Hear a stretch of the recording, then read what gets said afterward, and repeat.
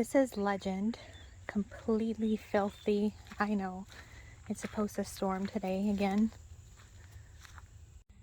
And here is Legacy, which is the Keystone Hideout 175 BH Bunkhouse Edition.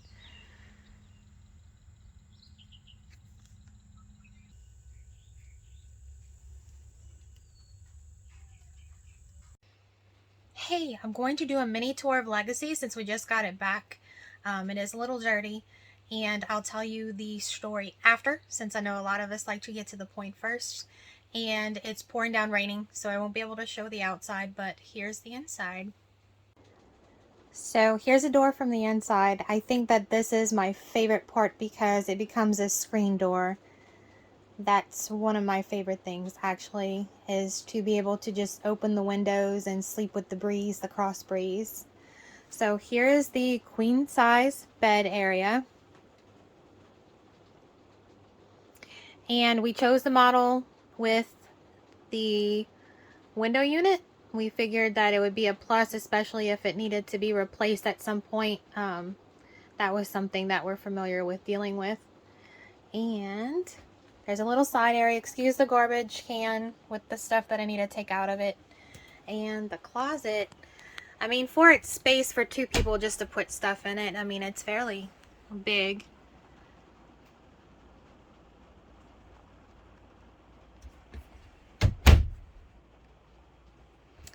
And then the little dinette area, it does fold down and becomes a bed with the cushions. And there is storage under this seat. Then you would basically just take the back cushion off, the seat cushion off, and then here you have your, I guess it's Luan wood, and it's a really decent storage area to put different things that you need here. And then of course, like I said, the table comes down. You can put your cushions over it and it becomes a bed. Then you have your overhead storage over the dinette set, which has even more storage. I'm not sure if we're going to keep the towels there. I'll tell you the story afterwards.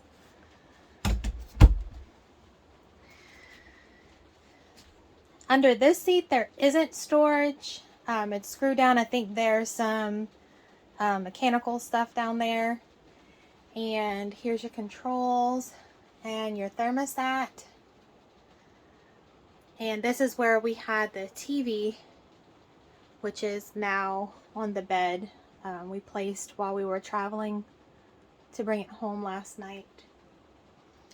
And back up a bit to the kitchen area. This is the refrigerator, which has a freezer. I'm going to need both hands, so hold on one second. You just pull this tab up and pull it. I'm just not coordinated enough to do it. And here's your refrigerator space, which has a lot of room, surprisingly. And then your freezer spot up here.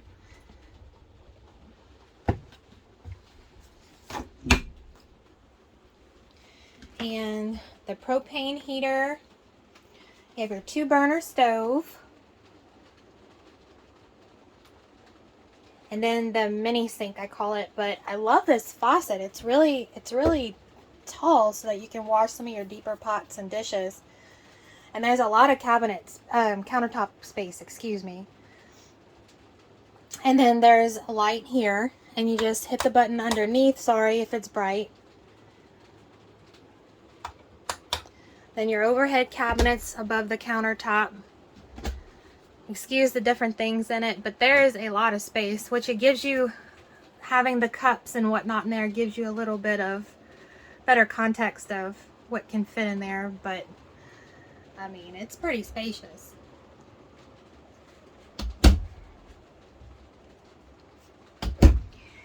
And a microwave, which I think is really amazing to have. And I mean, it's small, but it fits a plate, a full-size plate. It does the job, right? and your vent.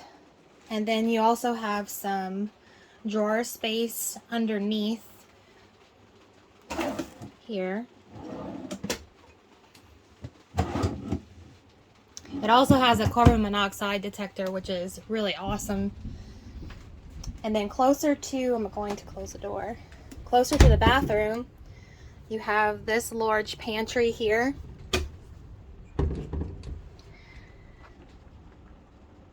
So having the items in there helps give a better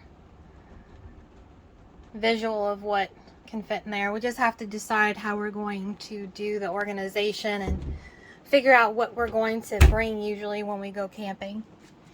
And then you have some open area here. I'm sorry, it's so dark in there. And our favorite part is the bunk, which is really large. My husband is 6'1", and he was able to stretch out fairly comfortable here. And you have your lights again, your push button. Sorry if it's bright. I know it's bright. Having the window in there is my favorite. And then the bathroom. Everybody's favorite, right? So my in-laws put a hanger up there. Your toilet. Your sink and vanity area. The fan. You probably hear the rain. And the light in the bathroom is the same. You just touch the button just like under the cabinet in the bunk space. And you have a good bit of area to store the things that you need for the bathroom here. And this camper is all done in PEX for plumbing. And the shower. I think the only thing is the caulking has some yellowing, which I think is normal for RVs. But we have damp rid, which is definitely advisable if you're storing your camper for a time to help keep the humidity under control. But this is a very large shower space. The camera kind of squishes it up a little bit, but hey guys, so what did you think? I know it was a very quick tour. We just got Legacy back, which is what we named the RV, and I'll get to that in a little bit. There's a lot of things that we just want to learn the ins and outs of, and I wanted to do a quick tour just to get her out there, and if there's anybody like us that's interested in this model. So far we really like it, but we haven't been in it since we purchased it in September, so we need to learn a little bit more about all the nooks and crannies to show you in more detail. So, quick backstory. Several years ago, we got a Jeep Wrangler, and its name is Legend. If you name any of your vehicles or things, let me know below what you name. We'll name them. And so, basically, we would go to Loretta Lynn's, we would go to the Cades Cove Outpost in the Smoky Mountains, and we would tent camp. And then we decided that we wanted to have a pop-up camper, and COVID hit. So we found plans on YouTube, and we built a camper, a pop-up camper out of wood, and did it all from scratch, and I'll try to find some videos and plug it in and pictures here. And we took that with us, and having our 6-year-old that is almost 7 with us, it was a bit of a tight spot, and we decided that we thought it would be better for our family to go ahead and do I guess you could call it manufactured RV, but something that has the bed space, somewhere to eat, refrigerator, your kitchen, and especially a shower and a toilet, because it seemed as though all the events that we went to, or anytime we went camping, it was always raining and we had nowhere to really stay comfortably. So, and there's benefits with all of it, because if I had to do tent camping, I would do it all over again, and we probably still will. But anyway, so then Hurricane Ida hit in 2021 and late summer. And what happened is that it destroyed the original Legacy, which is what we named that camper. So this one is Legacy 2, except we did a little thing, and instead of TWO, it's TOO, because Legend and Legacy 2 are always going to be together. And we watched all sorts of videos for years, even once we built the original Legend and Legacy, excuse me. And we wanted to have something, it was very important to have something that we could tow with the Jeep. And we'll talk about the modifications that we did. It's not a lot.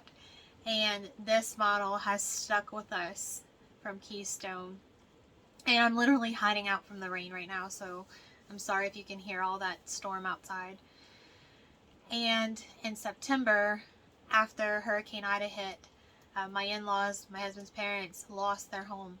And many of our family members did. In fact, the majority of our family members did. And we were fortunate, for whatever reason, our house didn't sustain damage. And they were living in our small house with us.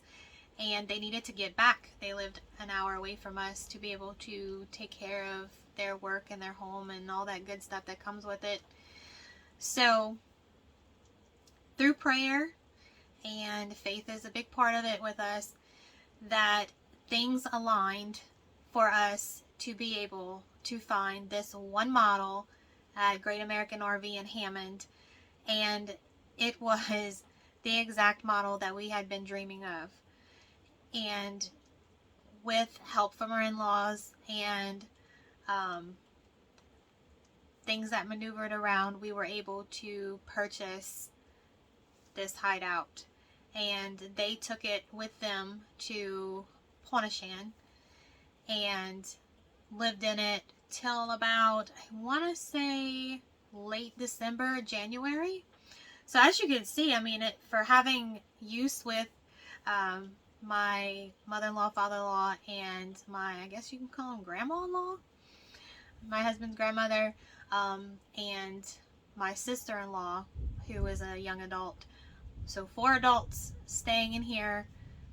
It really has held up. There hasn't been any problems. So yeah, that's the backstory on that. And they were able to get housing with FEMA until they're able to rebuild. But I don't want to go too much into their business, if you understand. So basically, we got the camper back. We got the RV back. And we towed Legacy back with the Jeep, which did amazing. The only thing that we're planning on doing is re-gearing the Jeep to help with the towing and the gas and all the good stuff that comes with it. But that's it. Otherwise, it was a great ride. So yeah, so I hope that you'll subscribe and follow us along on our journey as we learn more about the RV. And so yeah. So thank you for joining me. If you have any questions, ask me below, and be blessed. Bye. I thought I would show you the outcome of the original Legacy after Hurricane Ida. So what happened is the pop-up top caught the wind and debris, and it ripped it off. So we decided to saw off the back and return it back to its original design, which is just a trailer.